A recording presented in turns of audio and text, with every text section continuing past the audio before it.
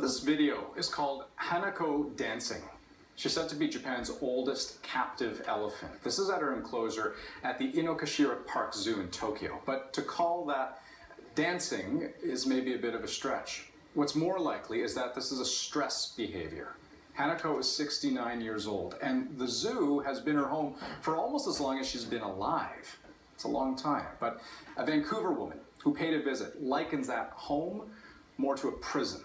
Now, she wrote on her blog, I want you to take a look at this. I was shocked and dismayed to see the conditions of her confinement firsthand in what I would guess is one of the cruelest, most archaic zoos in the modern world. There's absolutely nothing else for her to do. It was beyond painful to take in. Now, the person who wrote that is Ulara Nakagawa, a blogger in our city, in Vancouver. And what she wrote inspired a petition to either move Hanako to an elephant sanctuary or at least to improve her living conditions. And so far, that petition has collected nearly 400,000 signatures. Now, we've got Ulara Nakagawa joining us right now in studio, the person who inspired the petition. Can you take me back to that moment where you were standing there in front of Hanako? How would you describe what you saw? Well, I mean, she was in this complete, stark, concrete enclosure, standing there with no stimulation and like a figurine, very still. And I went back and thought about how long she'd been in that zoo. So, you know, over 60 years now. Elephants are very socially intelligent animals who in the wild would live in very close-knit family groups. So, especially a female elephant. So I just felt that was, you know, extremely sad. When you talk about all of those things, you know, the lack of company and the living conditions, how do you know that those living conditions are what her life is like all the time? I mean, because you would have just been there for a short snapshot, right? A small glimpse of her life. Yes. Well, I mean, I've done a lot of research, and it's pretty clear that she's just got that one enclosure. She's also got an indoor pen, which is actually, in fact, more stark and much smaller than the pen that you see, the concrete pen. So you've raised these issues online. Are you getting any sense that the zoo is responding? I see that they're responding to the media. I've been following them closely. Initially, they took a stance where they did admit to at least the Japan Times that the conditions she is in are not optimal. And now they've taken a more hardline stance, saying because of her age, there's no way that she can be relocated.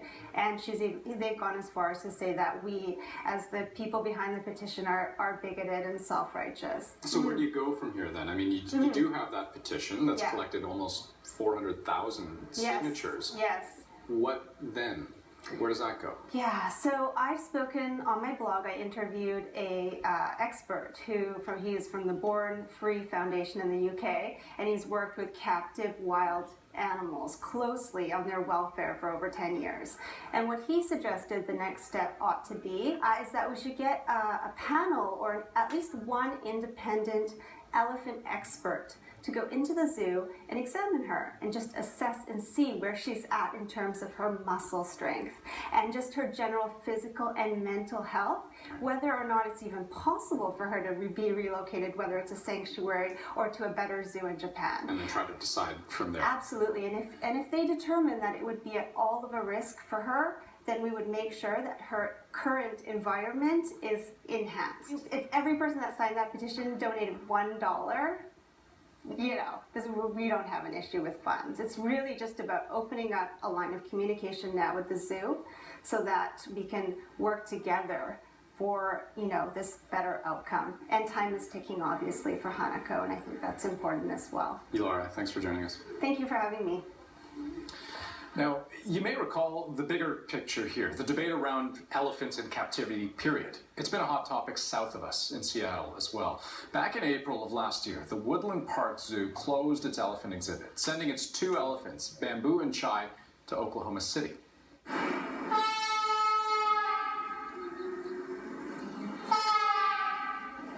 Now, this was despite widespread calls that the zoo should send the elephants to the Performing Animal Welfare Sanctuary in California. Initially, the animals were seen to be doing well in their new Oklahoma home, but this past Saturday, Chai was found dead in the elephant yard. She was 37 years old, and it had activists angry at how she and her compatriot Bamboo had been treated. Now we have Chai, who has died prematurely less than a year after being sent here from the Seattle Zoo. They closed their elephant exhibit, and Chai had a chance. She had an opportunity to be sent to an elephant sanctuary, but she was forced to come to the Oklahoma City Zoo instead. Now, another zoo here in Canada also recently took the decision to close their elephant exhibit. The Toronto Zoo made the decision in 2012, but in their case, all the African elephants were moved to the Paws Sanctuary in California. Their move signaled the end of the zoo's 40-year elephant program, but even that wasn't the happiest of endings. The oldest of the elephants, Iringa, was euthanized last July, suffering from serious degenerative joint and foot disease, though 2 others are still at the sanctuary and reportedly in good health. But even still, keeping elephants in captivity at all, it is a touchy subject. And so to close this off, I want to read for you a statement from a protest group that was unhappy with the first of those 2 cases I just told you about in Seattle. So go ahead, take a look. And by the way, they had issued this statement before one of those elephants died. So here it is. The Woodland Park Zoo went against science and the will of the vast majority of Seattle residents by moving Chai and Bamboo to the OKC Zoo, another inadequate zoo devoid of any quality of life, rather than retiring her to sanctuary. Zoos must stop incarcerating and breeding elephants into a life sentence of misery.